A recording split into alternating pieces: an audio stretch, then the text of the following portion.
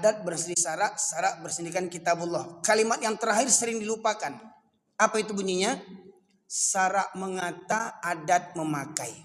Kalaulah orang Minang berpegang teguh kepada falsafah adat dengan sebenar-benarnya, saya katakan ibu sekalian, tolong renungkan ini, jangan salah paham nanti di pertengahan ceramah saya. Kalaulah orang Minang berpegang teguh dengan falsafah adat tadi dengan sebenar-benarnya, maka niscaya orang Minang lah orang yang paling soleh di muka bumi ini. Orang Minang lah orang yang paling alim di muka bumi ini. Ya, jadi mohon maaf, ya, orang Jawa mungkin nomor sekian, mau Pak ya, mungkin dari falsafah ini. Orang Melayu mungkin nomor sekian, orang Bugis mungkin nomor sekian, tapi yang orang Minang itu yang pertama yang memenuhi surganya Allah Subhanahu wa taala. Itu kalau orang Minang berpegang teguh kepada falsafah yang sebenarnya. Tetapi apabila orang Minang bertolak belakang dengan falsafah itu, orang Minang lah yang layak di kerak-kerak neraka.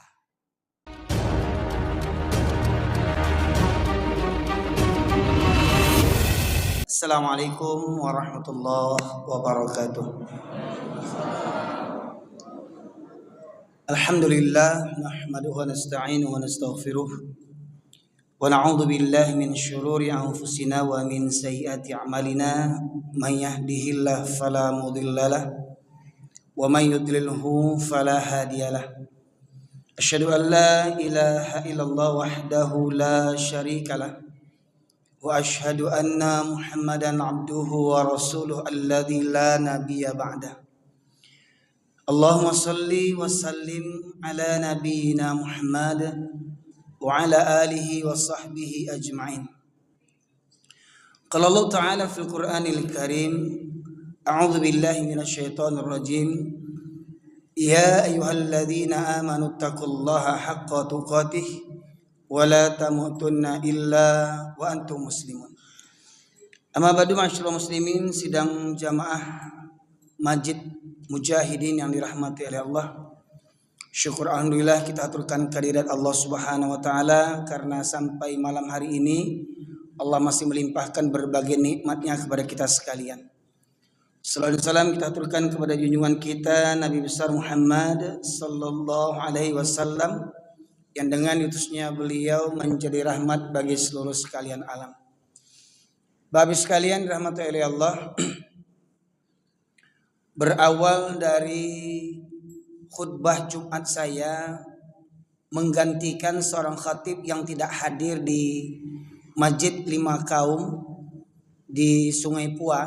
Bapak sekalian, khutbah Jumat saya menyebutkan kata-kata yang sensitif yang mungkin bagi orang tidak pantas, kata orang tidak pantas, di mana saya sebutkan dengan jelas kalimat kata-kata anjing dan binatang, ya, hingga mengundang berbagai reaksi, ya.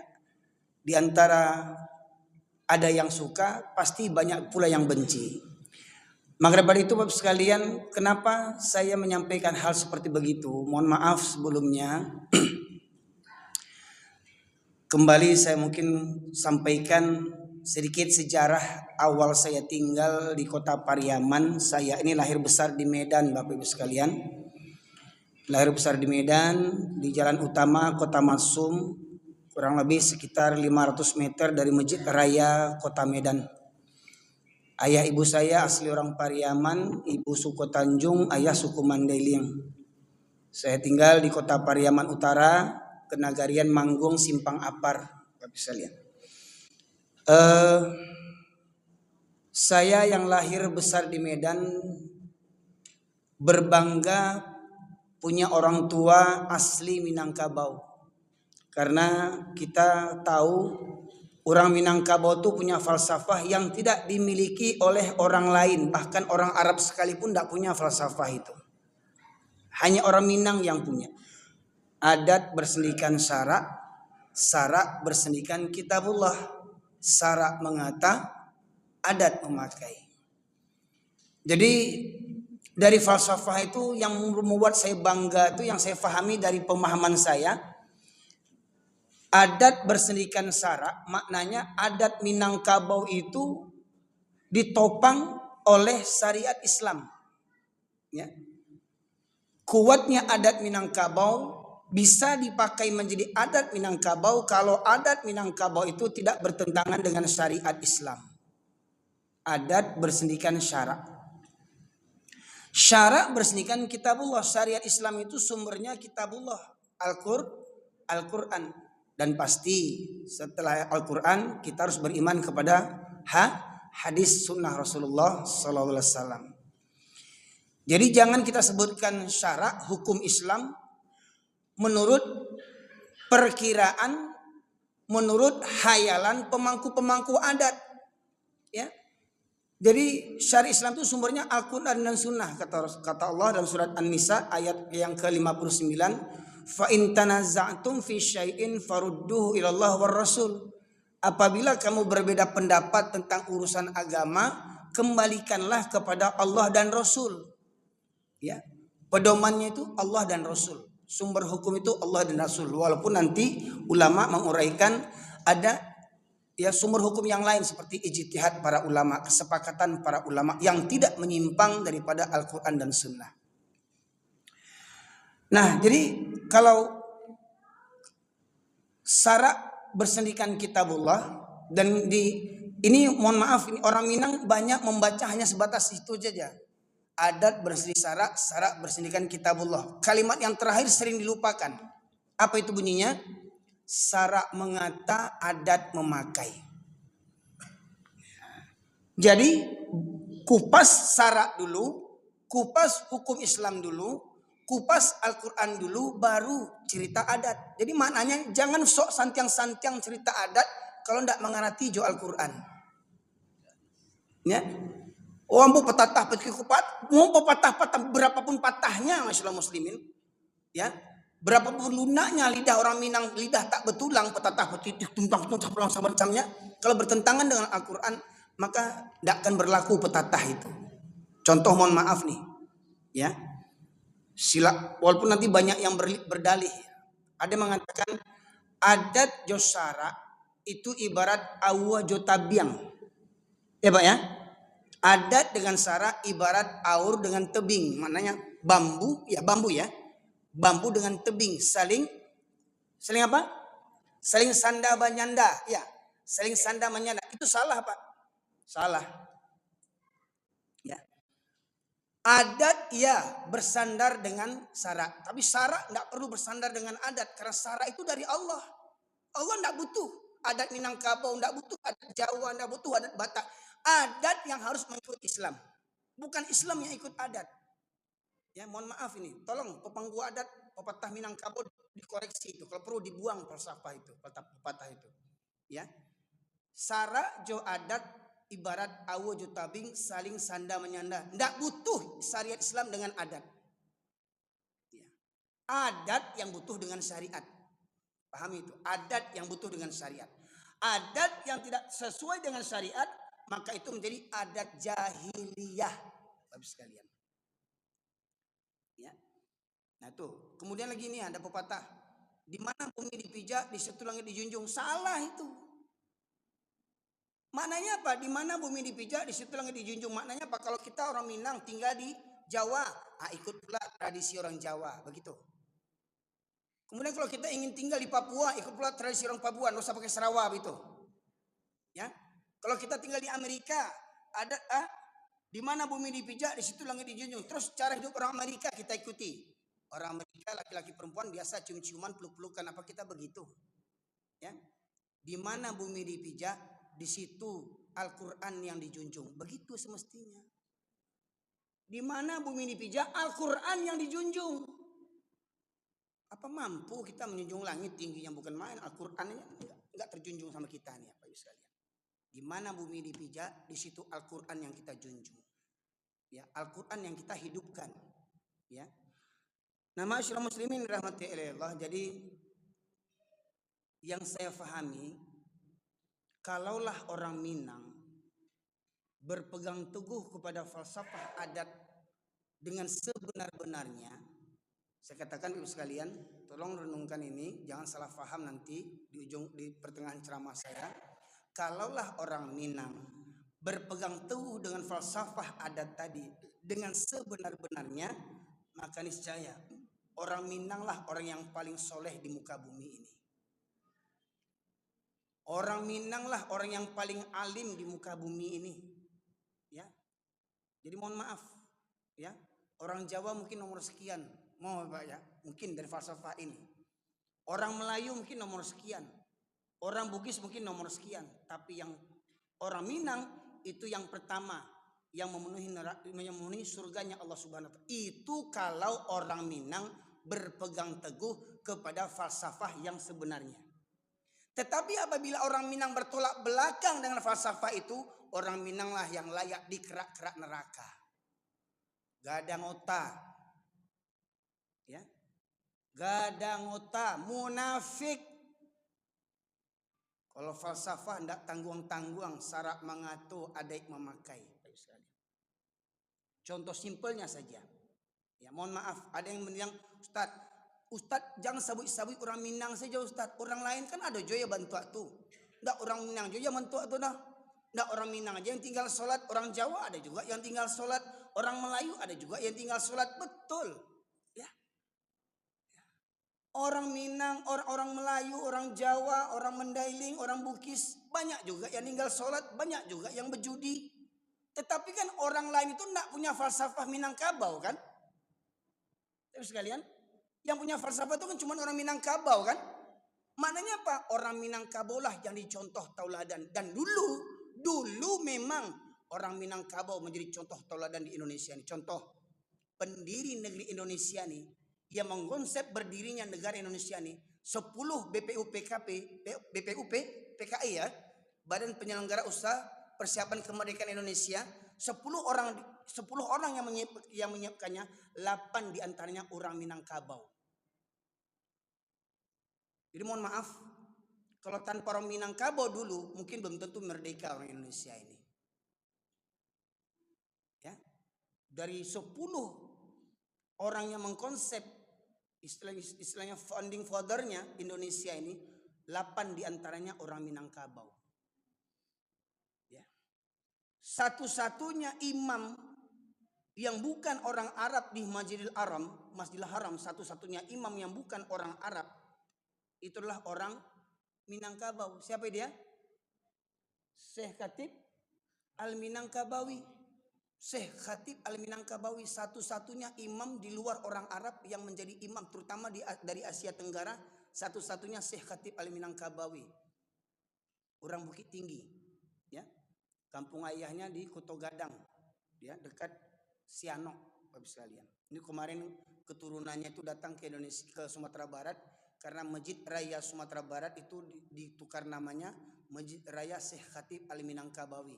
Datang anak keturunannya, cucu-cucunya sebanyak 80 orang lebih.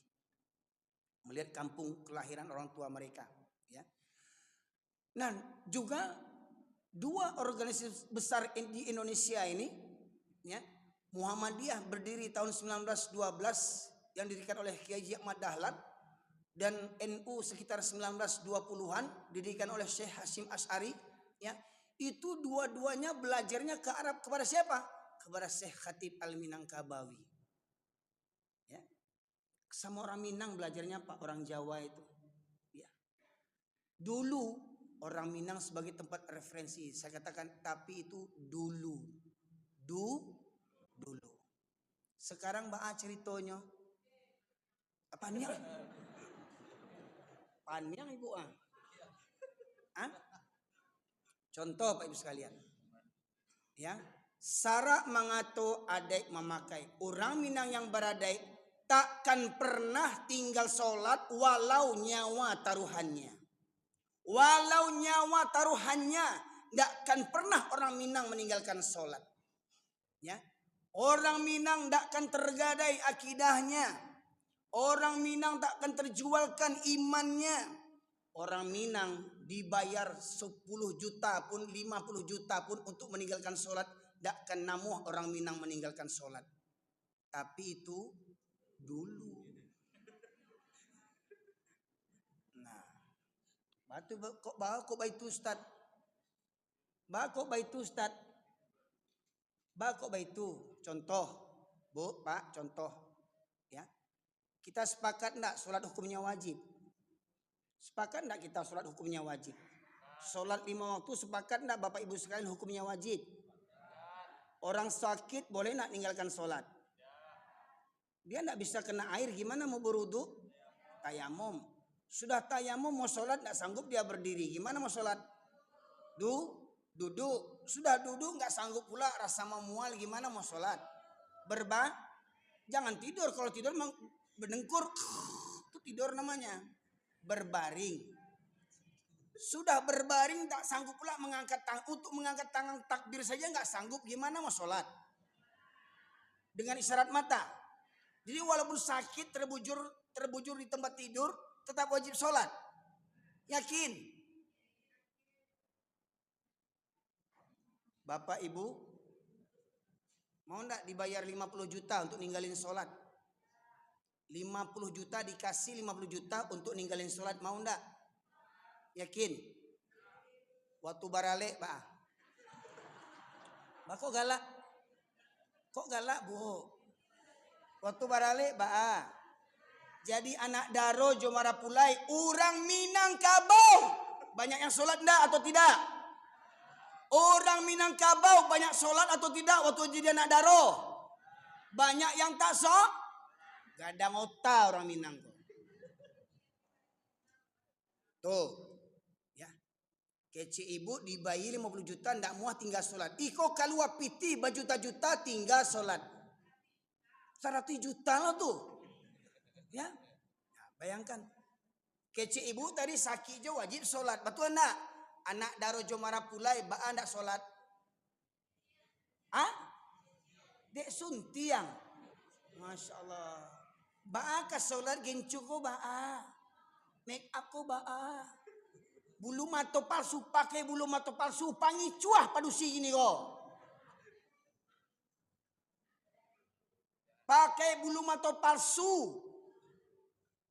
Wanita terlaknat. Ya, hendak mensyukuri nikmat Allah. Lah dia giah alis mato bulu mato bacukur, dicukur. Yang cukur bencong pula tuh. Cukurnya nih. Ya. Dibuat bulu mata yang bulu alis mata yang palsu. Bantu malampir. Ya. Dek barale jadi anak Daro Jomara Pulai berpuluh juta, beratus juta piti habis. Ndak sholat waktu barale narako alik tuh Pak Ibu sekalian. Karena narako alik tuh ayahnya, mohon maaf, ayahnya Pak Haji. Ibunya Bu Haji, anak barale nak solat karena rako Pak Haji jo Ibu Haji kok. Kenapa? Kenapa anaknya ndak solat? Karena kata Rasulullah, setiap kamu adalah pemimpin dan setiap pemimpin akan dimintai pertanggungjawabannya. Suami pemimpin bagi istri, orang tua pemimpin bagi anak-anaknya. Kenapa anaknya ndak solat? Baik sekalian. Ya. Nah, yang saya pikirkan bagaimana mungkin ada orang Minang waktu barale, pasti sekian puluh persen lebih banyak orang Minang yang barale tidak sholat waktu barale itu Pak Ibu sekalian. Ya. Lagi disebut orang Minang tuh. Apa layak disebut orang Minang pengantin itu? Karena pakaian adat, karena dengan cara-cara adat tinggal sholat. Adat apa itu? Adat jahiliyah. Coba tanya sama ulama Minang yang jujur. Yang sampai kuliah ke Mesir, kuliah ke Madinah, ya, dapat gelar LC macamnya. Ya, tanya. Hukum bergincunya, bercelaknya, bermekapnya perempuan Minangkabau di depan tamu laki-laki yang bukan mahramnya, apa hukumnya? Tanya sama ulama Minangkabau yang jujur, bukan ulama yang gadang Sarawak. Itu satu Pak Ibu sekalian. Coba cek berapa banyak orang Minangkabau yang meninggalkan sholat. Apa silakan pulang kampung. Silakan pulang kampung, yang orang Pariaman ke Pariaman, yang orang Sangka ke Sangka, yang Lintau ke Lintau, ya, yang ke Kamang pergi ke Kamang pulang. Banyak surau di kampung awak, pertanyaannya berapa banyak jamaah subuhnya? Apa kata Buya Hamka? Ya. Kalau kalian ingin melihat orang Islam, lihat waktu sholat 2 hari raya dan sholat Jumat. KTP-nya Islam, tapi suku apa? Suku korupsi, zalim, demi jadi gubernur, demi jadi wali kota, demi jadi presiden, demi jadi calon anggota dewan, rela berbohong, berdusta, curang dalam pemilu, menghalalkan segala cara. Sholat juga. Ya. Datang mereka waktu sholat Jumat. Tapi kata Buya Hamka, kalau kalian ingin melihat orang yang beriman, lihat waktu subuh. Siapa yang rutin datang waktu subuh, rutin datang sholat waktu subuh berjamaah, itulah orang-orang yang beriman. Di komplek Masjid Mujahidin ini, kalau sholat Jumat penuh Pak, sampai ke atas, berapa softnya nih? 1, 2, 3, 4, 5, 6, 7, 8, sampai 10 mungkin. Subuh berapa soft? Subuh berapa soft? Hah? Laki perempuan digabung 4 soft. Berarti 2 soft laki-laki, 2 soft perempuan. Yang lainnya kemana? Yang lainnya kemana? Yang rumahnya dekat masjid, bertetangga dengan masjid. Kemana waktu subuh? Ya. Tuh.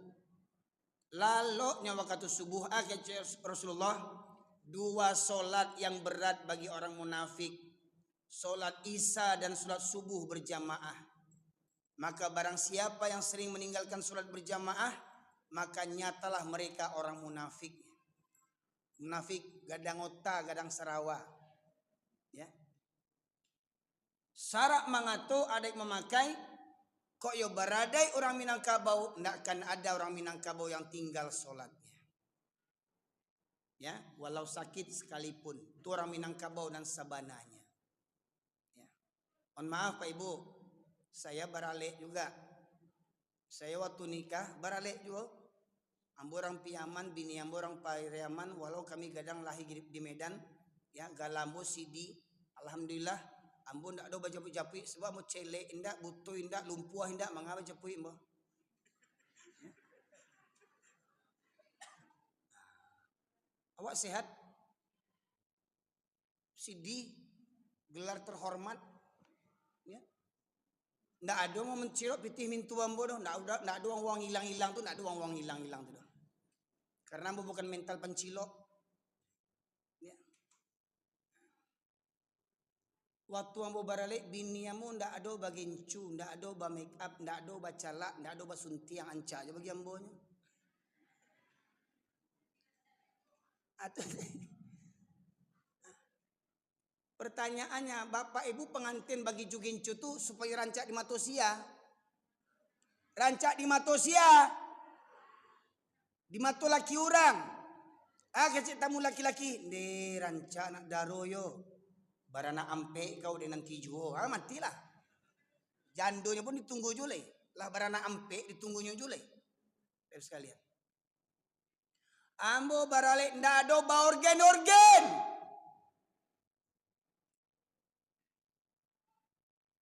Seakan-akan orang baralek ni kau nak borgen, tak sah haleknya. Habis kau kecek orang, bangsai banawa. Seakan-akan orang baralek ni harus wajib pakai organ. Tak orang Minang, tak orang Melayu, tak orang Jawa, samo tele je. Tanya sama ulama yang jujur, apa hukum borgen ketika baralek?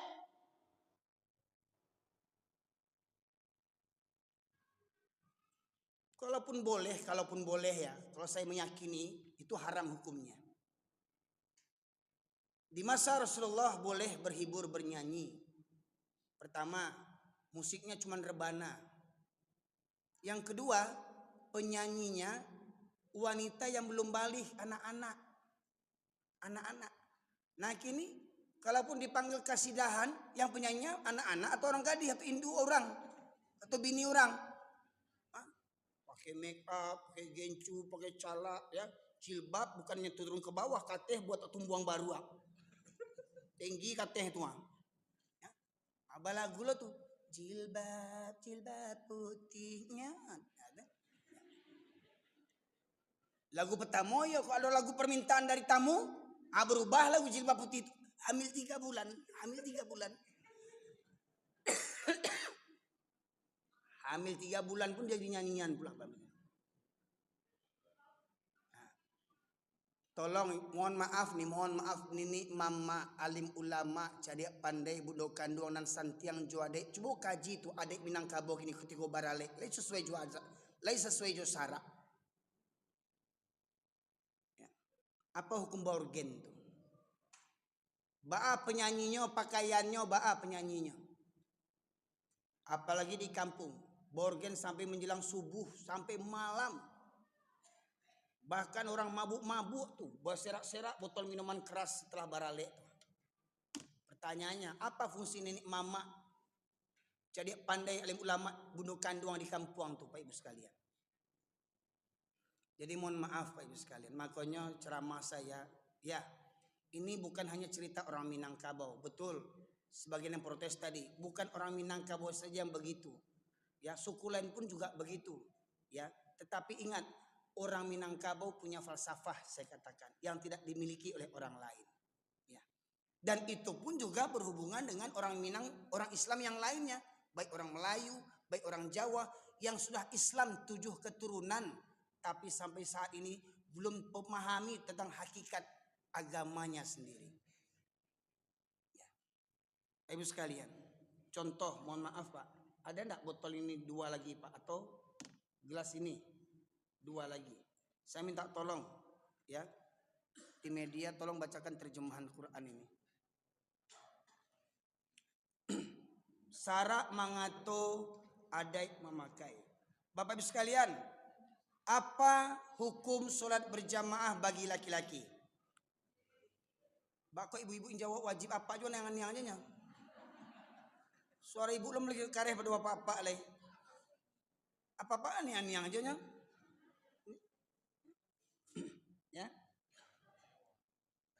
Ya. Kalau ada yang mengatakan sholat berjamaah hukumnya sunnah muakkad, ada yang mengatakan wajib, ada yang mengatakan sunnah seperti biasanya. Silahkan, itu pendapat para ulama. Dan ingat, ulama itu bukan nabi, bisa benar bisa salah.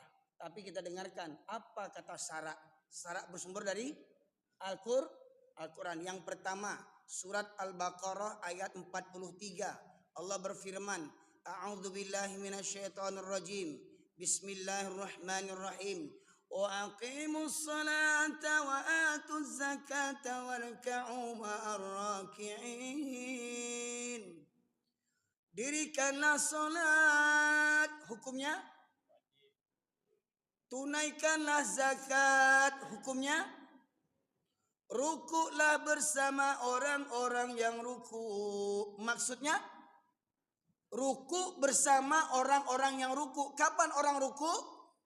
Waktu sholat. Ruku bersama orang-orang yang ruku. Berapa banyak yang ruku? Banyak jamak. Maknanya apa? Sholat berjamaah. 3 perintah di surat Al-Baqarah 43 Pak Ibu sekalian. Ada 3 perintah yang hukumnya wajib. Yang pertama, sholat fardu 5 waktu itu wajib.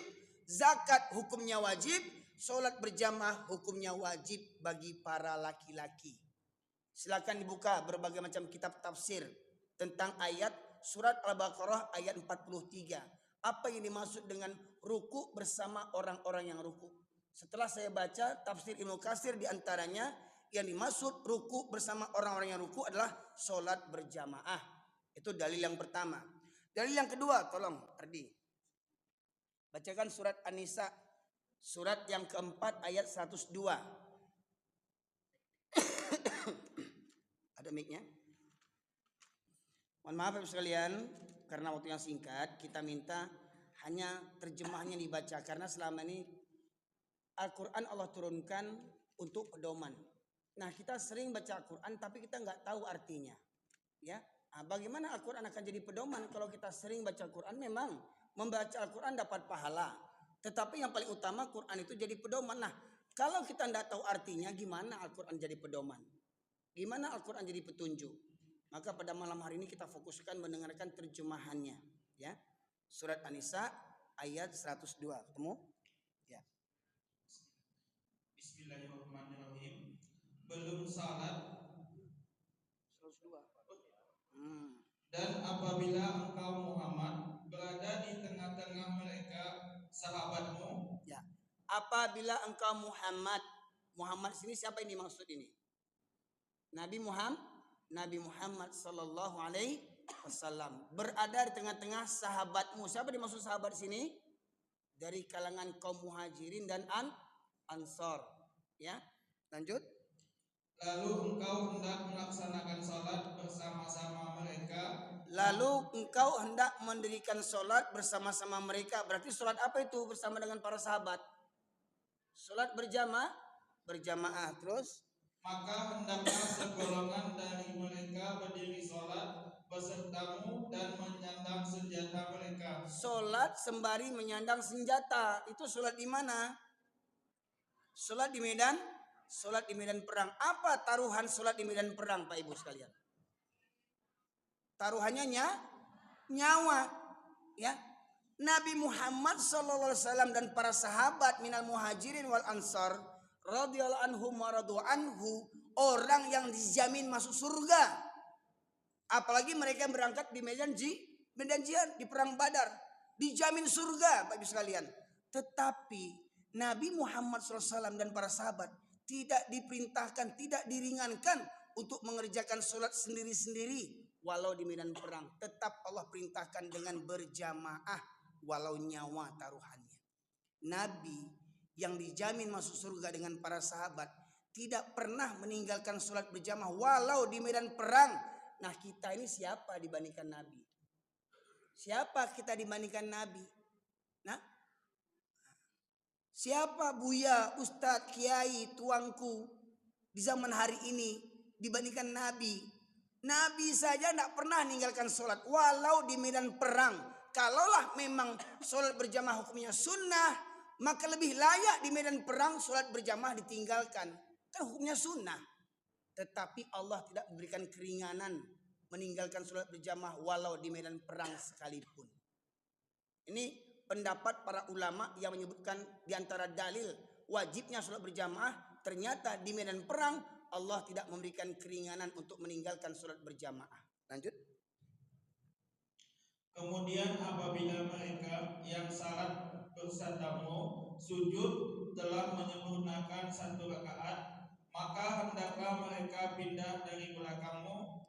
Orang yang sholat bersertamu sujud telah menyempurnakan satu rakaat, baru satu rakaat, hendaklah mereka pindah di belakangmu untuk menghadapi musuh, dan hendaklah datang segolongan yang lain yang belum salat, lalu mereka salat denganmu, dan hendaklah mereka bersiap siaga dan menyandang senjata mereka. Ya, ini contohnya Bapak Ibu sekalian. Contoh imam makmum shaf yang kedua, yang pertama makmum shaf yang kedua, sholat di medan perang sembari menyandang senjata, apapunlah jenis senjatanya, mereka harus siap, senjata dekat menempel dengan mereka. Apabila imam ruku, Allahu Akbar, maka makmum yang shaf pertama ikut ruku, Allahu Akbar. Makmum shaf yang kedua tetap berdiri siap siaga sembari menyandang senjata. Ini karena kondisi sholat di medan perang. Sama seperti ketika kita sakit atau dalam kendaraan, kita sholat boleh duduk, boleh tidak menghadap kiblat. Ya, ketika kita sholat di kendaraan, sholat di pesawat, sholat di bis atau di mobil atau di kapal, kita boleh duduk karena apa? Kondisi di kendaraan. Ya. Kemudian imam bangkit, sami Allah liman hamidah, Rabbana lakal hamd. Ini tetap berdiri siap siaga sembari menyandang senjata. Sambil waspada, misalnya sholatnya sambil berwaspada siap siaga ini. Ya. Kemudian imam ruku, sujud, Allahu Akbar, Allahu Akbar.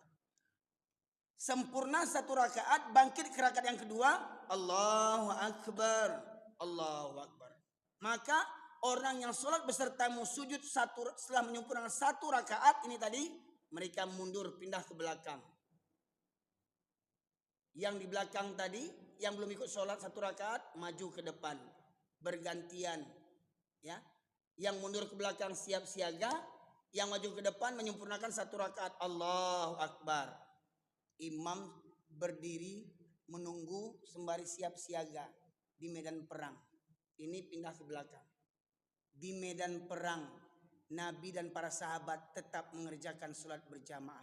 Apa alasan orang Minangkabau yang keceknya beradai tapi malih sholat berjamaah siawak dibandingkan Nabi? Hei nenek mama, alim ulama, cadik pandai, datua-datua, dek bagala datua di kampung berjuta-juta pitih mendabih kabau tinggal sholat berjamaah. Datua apa nama itu? Datua kabau.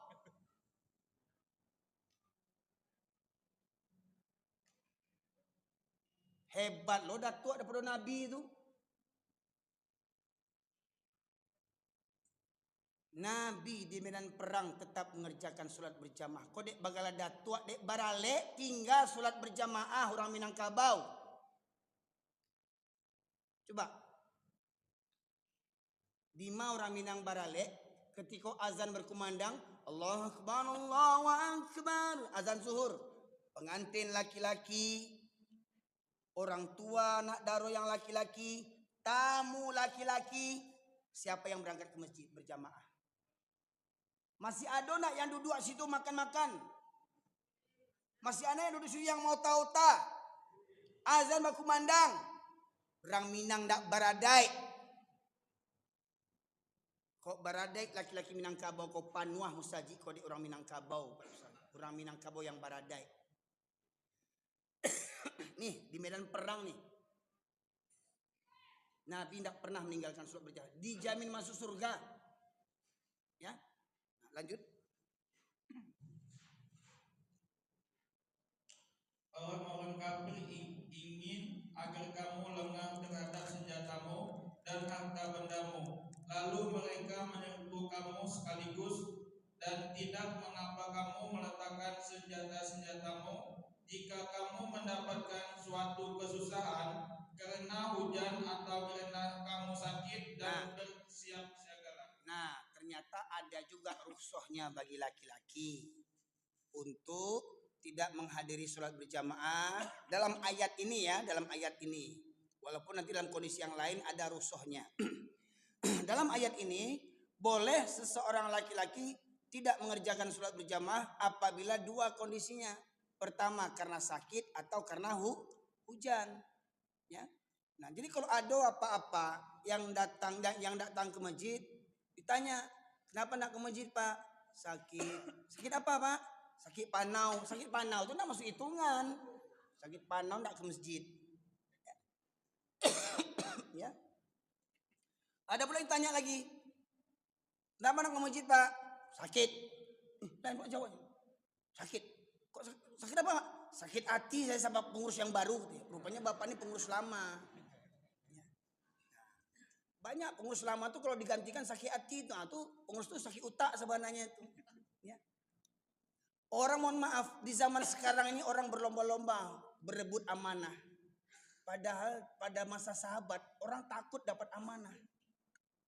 Sekelas Abu Bakar radhiyallahu anhu, teman karibnya Rasulullah di Gua Thur, ya, dikasih amanah untuk sebagai khalifah menggantikan Rasulullah, menangis, menyebut innalillah, musibah, berat tanggung jawabnya. Hari ini orang bangga-bangga, pilih saja jadi gubernur, jadi wali kota, jadi presiden, jadi anggota dewan. Ya Allah ya Rabbi, sampai mau keluar duit beratus-ratus juta, bermiliar-miliar, ndak tele itu namanya tuh. Bayangkan bagaimana mungkin jadi pejabat mau keluar ratusan miliaran duit. Untuk apa miliaran duit itu? Untuk apa? Tuh. Beko kalau menjabat kan bisa dibalik, bisa dikutip balik tuh pitih itu tuh. Barang ndak kasanang orang mobil dinas gratis, rumah gratis, sombong lu tuh ndak tahu duntuang. Pajak awak yang dipakainya, ndak tahu tuh sombong itu. Wow. Jalan batu anduangnya punya jalan. Awak suruh ke tepi. Lampu merah awak suruh berhenti, ini terobosnya lampu merah pejabat. Padahal piti-piti awak tuh. Ndak tahu sombong itu pakai motor dinas itu. Waktu menjelang mencalon ndak tangguang mengemis kemana-mana masjid. Tolong pilih saya nomor sekian. Lah tapi pilih mencari awak pun ndaknya, awak dipijak-pijaknya. Ya, cuman di awak elek, namuah dikicau berkali-kali, itu kadang kepala orang tuh. Sekalian. Jadi kalau ingin cari pemimpin, cari yang selalu ke masjid. Ya. Cari yang sering ke masjid. Nah, cuman masalahnya yang sering ke masjid ini banyak orang bangsai banyaknya. Nah, cari orang kaya itu ndak siko sholatnya harus dikawal. Harus dikawal sholatnya Bapak Ibu sekalian. Ini. Jadi Rasulullah saja tidak pernah tinggal sholat berjamaah. Makanya saya katakan, kalau ada yang mengatakan sholat berjamaah itu hukumnya sunnah, lantas kenapa Rasulullah masih diwajibkan sholat berjamaah walau di medan perang? Nah, yang pertama sekalian.